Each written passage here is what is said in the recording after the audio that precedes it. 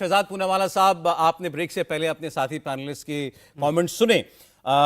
सबको एक साथ लेकर चलने की जिम्मेदारी आपकी थी, आप सरकार में हैं। इसके अलावा G20 जैसे कार्यक्रम का भी राजनीतिक इस्तेमाल करने का आरोप। जी देखिए, अब क्योंकि अभय जी ने सबसे पहले बात की कि भारत की बात सुनाता हूं, मैं वही तो कह रहा हूं।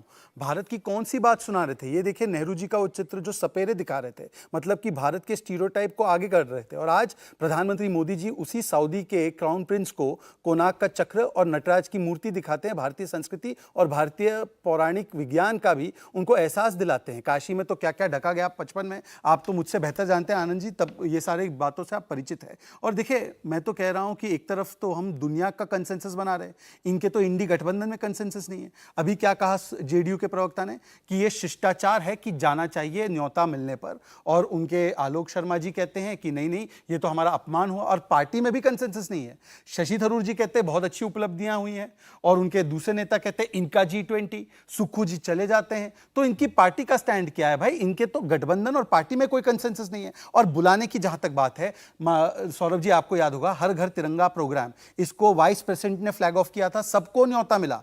कौन गया वहां पर?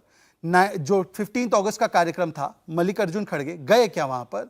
अच्छा बताइए, आजादी का अमृत महोत्सव, ये कार्यक्रम सभी के लिए था, उसमें तो सबसे ज्यादा कांग्रेस के बड़े नेताओं को ही हम लोग एक प्रकार से श्रद्धांजलि अर्पित करते हैं, उनको श्रद्धा सुमन देते हैं। गए क्या वहां पर? स्टैच्यू ऑफ यूनिटी बना, गए क्या वहां पर? जो नेताजी बोस की प्रतिमा लगाई कर्तव्य पथ पर, गए क्या वहां पर? ये किस चीज को ले जाते हैं? और आखिरी बात देखिए, कुछ लोग होते हैं कि वो लोग विघ्न संतोषी होते हैं, मतलब कि भारत का बड़े सम्मान, तो इनको होना है परेशान। इनसे केवल इतना पूछे कि वो कौन सी भारत की उपलब्धि है, जब भारत की उपलब्धि को उन्होंने स्वीकारा है। डिजिटल पेमेंट की उपलब्धि को आज मानते हैं आलोक जी की? अच्छा चलिए, पहले G20 पर रहते हुए जवाब ले लेते हैं आलोक जी। आलोक जी बोलिए। देखिए, बड़ा विडंबना है कि 1955 की तुलना 2023 से की जाती है, तो इससे ही पता चल जाता है कि ये लोग कितने बायस्ड हैं।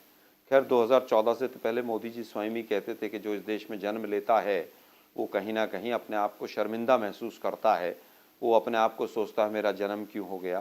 खैर, वो इनका दोष नहीं है। अब आता हूँ वापस में, 3-4 विषय आए।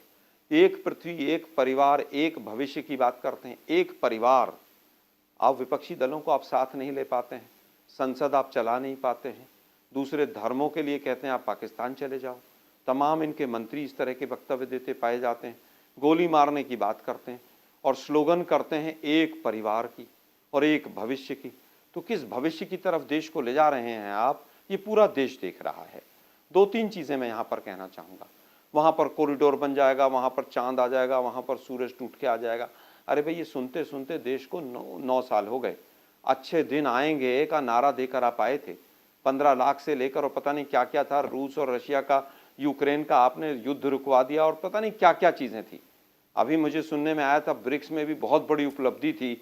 मैंने कई बीजेपी के प्रवक्ताओं से पूछा, 1-2 तो एंकर से भी पूछा कि भाई ब्रिक्स में क्या उपलब्धि रही, बड़ा ढोल नगाड़े के साथ मोदी जी का स्वागत किया। तो ये जो केवल दिखावे की राजनीति है, हमें इसमें दिक्कत है। खड़गे साहब अगर 15 अगस्त को नहीं गए, क्योंकि बाद में पीएम के जाने के बाद रूट लग जाता है, वहां से वापस आना संभव नहीं था, और यह ऑफिशियली हमने क्लैरिफाई कर दिया। लेकिन अब जो लोग तिरंगे को 52 साल तक नहीं फहराया, वो लोग राष्ट्रवाद का पाठ पढ़ा रहे हैं। आज बता रहे हैं कि साहब शशि थरूर जी ने ऐसा बोल दिया। भाई, शशि थरूर जी के मैं 4 स्टेटमेंट और पढ़ देता हूं। उन्होंने तो कहा 1 नेशन 1 इलेक्शन हो ही नहीं सकता, और चीन के साथ हमारे संबंध एक चौराहे पर खड़े हैं, और चीन पर संसद में कोई चर्चा नहीं हुई। चीन के ऐप्स बंद करके केवल दिखावा किया जाता है। फिर मैं आपको भी G20 पर वापस लाता हूं। आप देश की सबसे बड़ी विपक्षी पार्टी, एक आलोक जी प्लीज, क्योंकि फिर समय चला जाएगा। मैं इसका सवाल जरूरी है जवाब। आप सबसे बड़ी विपक्षी पार्टी है, G20 में आपने पार्टिसिपेट नहीं किया, आपने, अब चलिए अपनी वजह बताई। हालांकि आपके चीफ मिनिस्टर्स ने यह कहा कि वहां पर एयर रिस्ट्रिक्शन है। अभी आप ये कह रहे हैं कि हमारे संबंध ऐसे नहीं है कि हम जाएं, हम नहीं जाना चाहते थे। दोनों में फर्क है। दूसरा, आपका क्रिटिक आना चाहिए था G20 पर, फॉरेन पॉलिसी के ऊपर। वही आयोजन, सिर्फ आयोजन नहीं कि इवेंट नहीं था। G20 एक बड़ी डिप्लोमेटिक हमारे देश की उपलब्धि थी या नहीं थी, अगर आप मानते हैं तो ये बताते हैं। हमें क्या कुछ सुनने को, हमें पानी कहां भर गया ये कुछ सुनने को मिला कांग्रेस से, हमें कौन से प्लेटों में खाना खिलाया जाएगा ये सुनने को मिला। भाई, वो गंभीरता के साथ G20 का एनालिसिस आप करके देते ना। आप सोचिए, अगर कांग्रेस की सरकार होती और अशोक चिन्ह के ऊपर झूठा खाना रखा गया होता या प्लेटों के ऊपर अशोक चिन्ह खुदवा दिया गया होता, मुझे ये इंटरव्यू और करना बर्तनों पड़ेगा के कि इसमें फोटो ऐसा वायरल कुछ नहीं होते। था। मैंने एक प्लेट मिनट की सुनिए ना नहीं भाई, नहीं सॉरी, एक मिनट मैं सुनिए। कभी अरे इंटरव्यू भाई नहीं सुनिए करता। ना भाई। सौरभ जी, ये तस्वीरें सुनिए ना भाई हैं, जरा। ये कितना फेक न्यूज फैलाएंगे भाई। अरे भाई ये सुनिए भाई फैक्ट जरा। चेक किया गया कि ऐसी ठीक है। कोई भी गोल्ड अरे और भाई सिल्वर सुनिए तो प्लेटेड सही थी जरा। वो, एक तो, और वो खाने की नहीं थी प्लेट। प्लीज, मैं नहीं सॉरी, माफ अच्छा, करो, चलिए, ठीक है। माफ कीजिए, वो आपने वो प्लेट कॉस्ट की का भी फोटो झूठ सिर्फ फैलाया, सोशल मीडिया पर ही आपने देखी, प्लेट का असल भी में तो झूठ नहीं देखी फैलाया। किसी ने। इसीलिए आलोक जी, मुझे आपको भाई, अरे मैं तो कह रहा दुर्भाग्यपूर्ण हूं भाई, तरीके से हस्तक्षेप मैं करते हुए तो यही बोलना कह रहा पड़ेगा हूं। कि अच्छा, आप ठीक है, झूठ आलोक, फैला अच्छा, रहे अच्छा, हैं। शहजाद ये जी, तस्वीर है। बोलिए, ठीक है। सुकू जी से मुझे पूछे ना, लगता है- उन्होंने इससे आगे बढ़ते हैं। अशोक स्तंभ पर जाकर अरे खाना भाई, खाया सुन क्या? तो लीजिए यार प्रभु। नहीं नहीं, विदेश अच्छा, सुकू जी मंत्रालय- उसी प्लेट पर खाना शहजाद खा जी, के आए क्या? मंत्रालय- पूछ लीजिए उनसे। ठीक है, ओके शहजाद।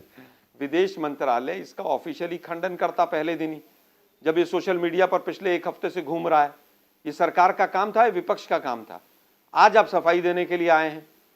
पूरे सोशल मीडिया पे जब फैल गया, आपको विपक्ष को मौका दिया आपने, सच्चाई है कि नहीं, आज तक विदेश मंत्रालय ने इसका खंडन नहीं किया है। केवल बीजेपी के प्रवक्ता खंडन कर रहे हैं। अब आते हैं वापस, ये कहते हैं साहब शेयर मार्केट बढ़ गई इसलिए G20 बहुत अच्छा हो गया। मतलब सरकार केवल पैसे से सब चीजों को तोलना चाहती है। अगर शेयर मार्केट के ही आधार पर चलें तो अडानी के ऊपर जेपीसी बन जानी चाहिए थी और अडानी को जेल में चला जाना चाहिए था जब तक जांच पूरी ना हो। लेकिन शेयर मार्केट बढ़ गई इसलिए आयोजन तो बहुत अच्छा हो गया, लेकिन अडानी ईमानदार है। जब अडानी का 10 गुना शेयर गिरा, इससे ज्यादा आज जितना उछाल आया उससे 10 गुना गिरावट आई, तब तो बहुत अच्छा था अडानी। शहजाद जी, मैं माफी चाहता हूं, इस जवाब देने का मौका नहीं दे पाऊंगा। 10 सेकंड में बोलिए, बस 10 सेकंड में बोलिए, क्योंकि फिर मुझे मैच की ओर बढ़ना पड़ेगा, क्रिकेट मैच। प्रभु, क्योंकि आपके लोगों ने झूठा आंकड़ा फैलाया कि इतना खर्च हो गया, तो मैंने आपको खर्च के इस पे तात्कालिक जो फायदा वो बताया, परंतु बाकी फायदे गिनवाने लगूंगा तो वो बहुत लंबी बात हो जाएगी। केवल इतना समझ लीजिए कि आज भारत का जो स्तर बढ़ा है, उससे केवल चाइना, पाकिस्तान और आपके पेट में मरोड़ा। बहुत शुक्रिया शहजाद जी, अरविंद जी, आलोक जी, आनंद जी, डॉक्टर सुनील जी। आज वक्त इतना ही था। इंडिया टीवी हर वक्त हर जगह डाउनलोड करने के लिए सर्च करें India TV news Google play store या ऐप स्टोर पर।